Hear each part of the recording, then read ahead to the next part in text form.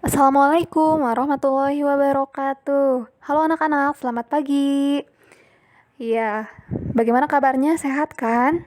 Hari ini kita akan belajar tema 8, subtema 2, pembelajaran 4. Coba siapkan dulu alat tulisnya ya.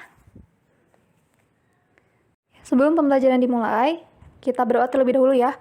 Berdoa sesuai dengan kepercayaannya masing-masing dimulai. Berdoa dicukupkan? Alhamdulillah ya. Coba ingat-ingat nih, kira-kira kemarin belajar apa saja nih? Ya, kemarin kita belajar tentang usaha ekonomi yang dikelola oleh perseorangan ya, seperti usaha pertanian, usaha perdagangan, usaha jasa, dan juga industri kecil. Nah, hari ini kita akan belajar tentang usaha ekonomi yang dikelola oleh kelompok. Coba kalian buka dulu teksnya ya. Buka buku temanya. Buka buku tema kelas 5-nya. Di situ ada halaman 75 sampai 78 ada teks tentang usaha ekonomi yang dikelola kelompok. Coba kalian baca ya. Ya, tadi setelah kalian membaca, bisa kita simpulkan ya, bahwa yang pertama, usaha ekonomi badan usaha milik negara atau BUMN. Nah, ini BUMN ini merupakan perusahaan negara, yaitu sebuah perusahaan yang seluruh atau sebagian besar modalnya dimiliki oleh negara. Nah, BUMN ini dapat berbentuk perusahaan umum seperti Perum dan juga perseroan terbatas atau persero. Nah, BUMN ini bergerak di bidang usaha yang bersifat strategis atau vital, misalnya bidang energi listrik dan juga telekomunikasi. Nah, selain BUMN ada yang namanya BUMD atau Badan Usaha milik daerah ya. Kan kalau BUMN milik negara, kalau BUMD ini tiap daerah ya, daerah masing-masing ini memiliki BUMD. Nah, BUMD ini merupakan perusahaan yang seluruh atau sebagian besar modalnya dimiliki pemerintah daerah. Badan usaha yang selanjutnya itu adalah badan usaha milik swasta atau BUMS. Nah, badan usaha milik swasta merupakan perusahaan yang seluruh sahamnya dimiliki oleh swasta. BUMS ini ragamnya ada banyak ya. Yang pertama ada firma, adalah usaha ekonomi bersama yang didirikan oleh sekurangnya 2 sekutu. Lalu ada persekutuan komanditer atau CV yang didirikan oleh sekurangnya 2 orang yang menyetorkan modal. Lalu yang selanjutnya adalah perseroan terbatas atau PT, adalah usaha bersama yang modalnya berupa kumpulan saham. Berdasarkan Undang-Undang Nomor 25 Tahun 1992, ada juga nih yang selanjutnya itu adalah koperasi ya. Tentang perkoperasian, koperasi adalah badan usaha yang beranggotakan orang-orang atau badan hukum koperasi dengan melandaskan kegiatannya berdasarkan prinsip koperasi sekaligus gerakan ekonomi rakyat yang berdasarkan asas kekeluargaan.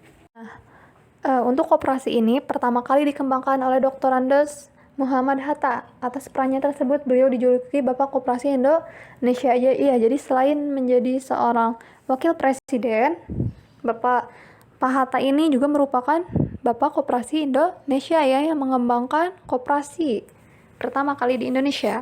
Koperasi ini sangat beragam sekali ragamnya ya. Ada koperasi konsumsi, simpan pinjam, serba usaha, koperasi produksi, dan juga koperasi jasa.